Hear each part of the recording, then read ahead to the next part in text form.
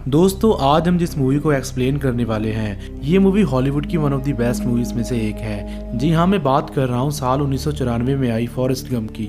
इस मूवी का Indian version अब बॉलीवुड वालों ने भी बना दिया है जिसका नाम लाल सिंह चड्ढा है। मूवी के लीड रोल में हम आमिर खान को देखेंगे। फॉरेस्ट गम में ऐसा क्या है जिससे प्रभावित होकर आमिर खान इस मूवी का इंडियन वर्जन लेकर हमारे सामने आ रहे हैं, ये जानने के लिए हम इस वीडियो को स्टार्ट करते हैं। कहानी की शुरुआत में हम एक सीधे साधे इंसान को बस स्टॉप पर देखते हैं। उसका नाम फॉरेस्ट गम होता है। फॉरेस्ट के हाथ में एक चॉकलेट का डब्बा होता है। इसी वक्त यहाँ पर इसके पास आकर एक लेडी बैठती है। फॉरेस्ट गम इसके जूते देखकर इस लेडी को कहता है कि किसी टाइम पर मेरे पास भी ऐसे ही जूते हुआ करते थे।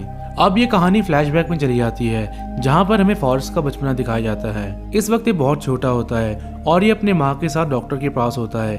दरअसल इसकी रीढ़ की हड्डी में कुछ प्रॉब्लम होती है जिससे डॉक्टर इसकी माँ को कहता है कि तुम्हारा बच्चा लाइफ में कभी भी ठीक तरीके से चल नहीं पाएगा। इसकी माँ इसके लिए सब कुछ है। वो हर सिचुएशन में फॉरेस्ट को मोटिवेट करती है और कहती है कि तुम बाकियों से अलग हो, यानी कि तुम स्पेशल हो। अगले दिन फॉरेस्ट का स्कूल में एडमिशन होता है लेकिन इसका आईक्यू बाकी बच्चों से लो होने के कारण इसको स्कूल में एडमिशन नहीं मिलता।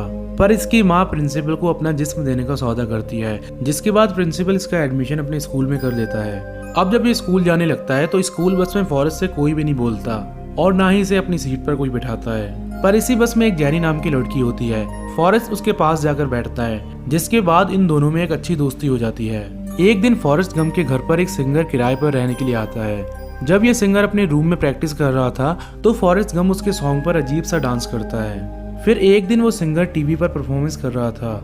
इसने यहाँ पर फॉरेस्ट गम के उन्हीं स्टेप्स को फॉलो किया था जिसे उस दिन फॉरेस्ट गम सिंगर के साथ कर रहा था। ये फनी डांस पूरी दुनिया को बहुत पसंद आता है। इस डांस के चलते ही इस सिंगर को एक नई पहचान मिलती है जिससे वो आगे जाकर बहुत फेमस हो जाता है। एक दिन जब फॉरेस्ट गम और जैनी आपस में बातें कर रहे थे तो इसी वक्त इनकी क्लास के कुछ शरारती बच्चे फॉरेस्ट गम को पत्थर मारते हैं जिससे फॉरेस्ट गम नीचे गिर जाता है। ये बच्चे फॉरेस्ट को बहुत चिढ़ाते हैं जिसके बाद जैनी फॉरेस्ट को कहती है कि तुम यहाँ से भागो।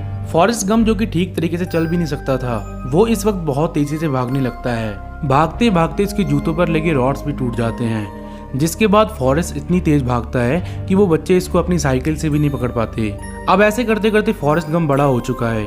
जो बच्चे पहले इसका साइकिल से पीछा करते थे वो आज भी फॉरेस्ट गम का अपनी गाड़ी से पीछा करते हैं, लेकिन गाड़ी होने के बावजूद भी फॉरेस्ट गम उनसे बचकर भाग जाता है। आज ये उन लोगों से बचकर एक रग्बी ग्राउंड में चला जाता है।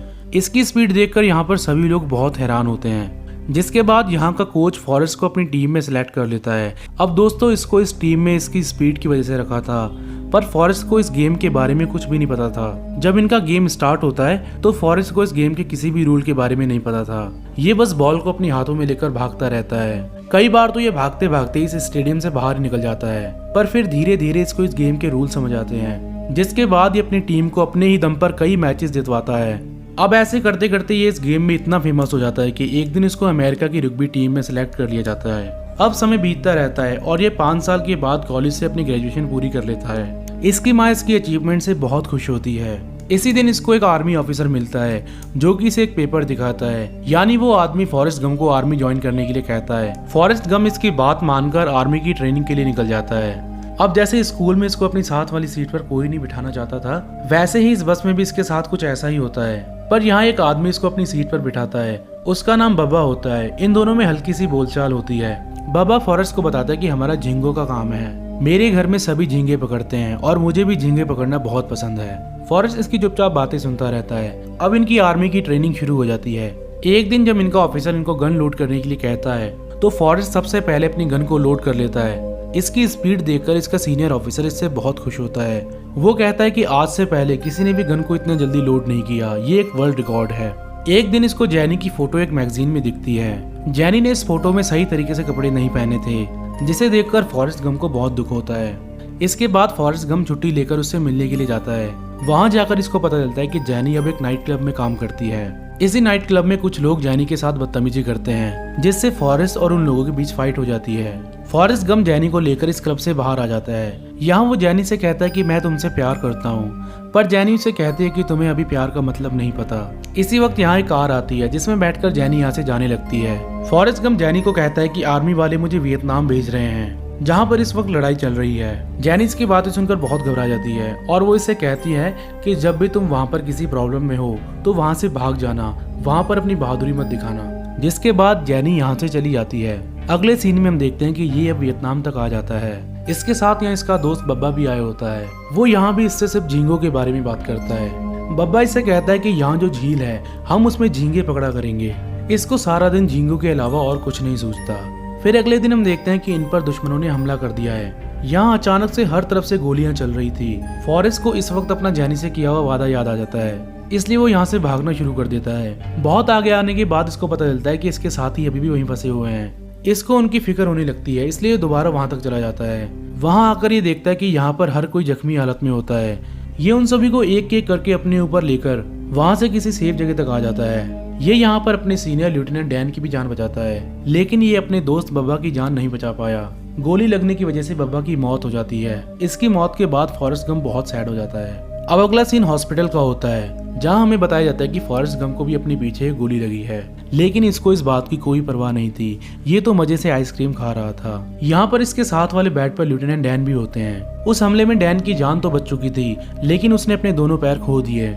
अब इस हॉस्पिटल में कई दिन बीतने के बाद एक दिन फॉरेस्ट गम अपने एक साथी को टेबल टेनिस खेलते हुए देखता है। फॉरेस्ट इस गेम को भी खेलता है। वो दूसरा प्लेयर फॉरेस्ट को समझाता है कि अगर तुम्हें इस गेम को अच्छी तरह से खेलना है तो तुमको बॉल पर ही नजर रखनी होगी। इसकी बात को फॉरेस्ट बहुत सीरियस ले लेता है। वो जब भी इस गेम को खेलता था तो वो बड़े ही ध्यान से बॉल को घूरता था, जिससे ये होता है कि फॉरेस्ट कुछ ही दिनों में इस गेम का भी चैंपियन बन जाता है। फॉरेस्ट गम इस गेम को इतनी अच्छी तरीके से खेलता है कि इसको ये गेम खेलने के लिए चाइना भेज दिया जाता है। चाइना आकर भी ये इस गेम में बहुत फेमस हो जाता है। अब फॉरेस्ट गम को अपनी उस बहादुरी के लिए, जिसमें इसने अपने कई साथियों की जान बचाई थी, उसके लिए इसको मेडल देकर सम्मानित किया जाता है। यहाँ पर ये जैनी से भी मिलता है। फॉरेस्ट को पता चलता है कि जैनी अब ड्रग्स एडिक्टेड हो चुकी है। इसी रात को जैनी का एक साथी इसको किसी बात पर एक जोरदार थप्पड़ मारता है। ये देखकर फॉरेस्ट को इतना गुस्सा आता है कि ये उस आदमी की बहुत बुरी तरीके से धुलाई कर देता है। अगले दिन वो आदमी जैनी को सॉरी कहता है और उसे अपने साथ लेकर चला जाता है। फॉरेस्ट को लगता है कि जैनी उसके साथ नहीं आएगी, लेकिन जैनी फिर भी उसके साथ चली जाती है। एक दिन फॉरेस्ट को उसका सीनियर डैन मिलता है, जिसको उस लड़ाई में अपनी दोनों टांगें कटवानी पड़ी थी। इससे मिलकर फॉरेस्ट बहुत खुश होता है। डैन फॉरेस्ट को कहता है कि तुम जैसे बेवकूफ को मेडल कैसे मिल गया। जिसके बाद ये दोनों घर आकर बहुत सारी बातें करते हैं। फॉरेस्ट यहाँ डैन को बताता है कि मैं अपनी रिटायरमेंट के बाद एक शिप खरीदूंगा और उसका कैप्टन बनूंगा। डैन इसकी बातों पर हंसने लगता है, क्योंकि इसको बिल्कुल भी भरोसा नहीं है कि ये कभी भी किसी शिप का कैप्टन बनेगा। ये कहता है कि अगर ऐसा हुआ तो फिर मैं भी तुम्हारे साथ काम किया करूंगा। अब काफी टाइम बीत जाने के बाद फॉरेस्ट को रिटायर कर दिया जाता है, जिसके बाद ये भागते हुए सीधा अपने दोस्त बब्बा के घर पर जाता है। वहाँ ये बब्बा की माँ से मिलता है। ये उनको बब्बा के बिजनेस के बारे में बताता है, लेकिन उसकी माँ इसको पागल समझती है। जिसके बाद हमें दिखाया जाता है कि ये अपने रिटायरमेंट के पैसों से एक बहुत बड़ी नाव खरीदता है। इस नाव में झींगे पकड़ने का काम शुरू करता है। काफी दिन मेहनत करने के बाद बस ये कुछ मुट्ठी भर झींगे ही पकड़ पाया था, जो कि इसके बिजनेस के लिए कुछ भी नहीं था। एक दिन फॉरेस्ट अपनी नाव का नाम जैनी रखता है, क्योंकि ये जैनी से बहुत प्यार करता है। फिर एक दिन इससे मिलने के लिए डैन आता है। उसे देखकर फॉरेस्ट अपनी चलती हुई नाव से नीचे कूदकर उसके पास आ जाता है। डैन इसे मुस्कुराकर कहता है कि मैं यहाँ पर अपना वादा पूरा करने के लिए आया हूँ। अब ये दोनों एक साथ मिलकर झींगे पकड़ते हैं, पर कई दिन बीत जाने के बाद भी इनको कोई सफलता हाथ नहीं आई। फिर हम देखते हैं कि एक रात को तूफान आने की वजह से सबकी नाव किनारे पर ही डैमेज हो जाती है, पर इनमें से सिर्फ फॉरेस्ट और डैन की नाव ही झींगे पकड़ने में कामयाब रहती है। ये लोग इतने सारे झींगे पकड़ते हैं कि ये अपनी खुद की एक कंपनी खोल देते हैं, जिसका नाम ये बब्बा गम रखते हैं। फॉरेस्ट अपने इस बिजनेस से भी बहुत कामयाब हो जाता है। एक दिन फॉरेस्ट को अपनी माँ की खबर मिलती है कि वो बहुत बीमार हैं। उनकी ये खबर सुनकर फॉरेस्ट गम सब कुछ छोड़कर अपनी माँ के पास आ जाता है, लेकिन कुछ ही दिनों में इसकी माँ की मौत हो जाती है। अब ये दोबारा से वहां ना जाकर यहीं पर ही रहता है। इसको एक दिन डैन की चिट्ठी आती है, जिसमें वो लिखता है कि मैंने तुम्हारा सारा पैसा एक बहुत बड़ी कंपनी में इन्वेस्ट कर दिया है। ये कंपनी कोई और नहीं, ये कंपनी एप्पल की होती है। लेकिन फॉरेस्ट गम इतना मासूम होता है कि वो एप्पल कंपनी को बस एक फ्रूट कंपनी समझता है। इन्वेस्टमेंट के बाद इन दोनों को बहुत फायदा होता है और अब ये पहले से भी ज्यादा अमीर हो चुके हैं। अब फॉरेस्ट गम अपनी कमाई को 3 हिस्से में दान करता है। एक हिस्से को फॉरेस्ट चर्च में दान करता है, एक हॉस्पिटल में, और एक हिस्से को वो बाबा की माँ को दे देता है। बाबा की माँ को इतना पैसा देता है कि अब उसको किसी के यहाँ काम करने की जरूरत नहीं है। अब एक दिन इसको एक बार फिर से जैनी मिलती है। जैनी, जो कि अपनी लाइफ से बहुत परेशान होती है, वो इससे गले लगकर बहुत खुश होती है। रात को फॉरेस्ट जैनी को शादी के लिए प्रपोज करता है, पर वो इस बार भी इसको मना कर देती है। पर ये दोनों इस रात को एक दूसरे के बहुत करीब आ जाते हैं। अगली सुबह जब फॉरेस्ट की आंख खुलती है तो तब तक जैनी यहाँ से जा चुकी थी। उसके जाने के बाद फॉरेस्ट बहुत उदास हो जाता है और अब उसको सिर्फ दौड़ने का मन करता है। ये अब लगातार दौड़ता रहता है। ये सिर्फ खाने और सोने के समय ही रुकता था, बाकी के समय ये दौड़ता ही रहता था। ये कई महीने तक नहीं बल्कि कई सालों तक भागता ही रहता है। इसके बाल पहले से बहुत बड़े हो चुके हैं। इसी दौरान कई लोग इससे इसके भागने की वजह पूछते हैं, लेकिन ये उनको कुछ भी नहीं बताता और सिर्फ भागता ही रहता है। अब इसके पीछे कई लोग इसको देखकर इसके साथ भागते हैं, लेकिन मैं आपको बता दूं कि ये किसी वजह से नहीं भाग रहा था, बल्कि इसका सिर्फ मन कर रहा था। अब ये पूरे 3 साल 2 महीने और 14 दिन के बाद रुकता है। इसके पीछे सभी लोग इससे इसके भागने का मकसद जानना चाहते हैं, लेकिन ये सिर्फ उन लोगों से इतना ही बोलता है कि मैं अब थक चुका हूँ, मुझे अब घर जाना है। घर आकर इसको जैनी का लेटर मिलता है जिसमें जैनी के घर का एड्रेस होता है। फिर हमें बताया जाता है कि ये कहानी अब प्रेजेंट टाइम में आ चुकी है, जहाँ हमने फॉरेस्ट गंप को मूवी की शुरुआत में बस स्टैंड पर देखा था। फॉरेस्ट गंप अपने पास बैठी लेडी से इस एड्रेस के बारे में पूछता है। वो लेडी इसे वहाँ का सही रास्ता दिखा देती है, जिसके बाद फॉरेस्ट भागता हुआ वहाँ तक पहुँच जाता है।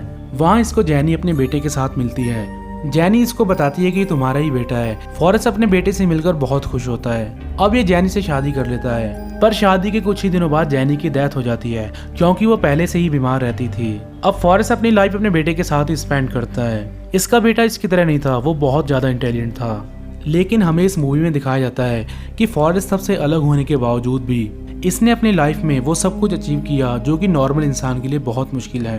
क्योंकि जब सबसे पहले इसने रुग्बी को खेला तो इसने उसको बहुत ही शिद्दत के साथ खेला था, और बाद में इसको सेना में मेडल मिलना हो, टेनिस का चैंपियन बनना हो या फिर खुद की एक नाव कंपनी खोलना हो, इसने जो भी काम किया उसे बहुत ही लगन के साथ किया। इस मूवी से हमें संदेश मिलता है कि फॉरेस्ट बचपन से ही नॉर्मल नहीं था, लेकिन नॉर्मल ना होने के बावजूद भी इसने वो हर अचीवमेंट प्राप्त की जो इसने कभी सोची भी नहीं थी। तो फिर हम जो कि अपनी लाइफ में बिल्कुल नॉर्मल हैं, तो फिर हम क्यों नहीं कर सकते। इस मूवी के एंड में फॉरेस्ट अपने बेटे को स्कूल बस में चढ़ा रहा था, जैसे कि इसकी माँ इसको बस में चढ़ाती थी, जिसके बाद ये मूवी यहाँ पर खत्म हो जाती है। दोस्तों, ये मूवी हॉलीवुड की एक मास्टरपीस है। अब हमें देखना है कि बॉलीवुड वाले इस मूवी को किस तरीके से पेश करते हैं। उम्मीद करते हैं कि आपको ये वीडियो अच्छी लगी हो। तो मिलते हैं दोस्तों अगली वीडियो में।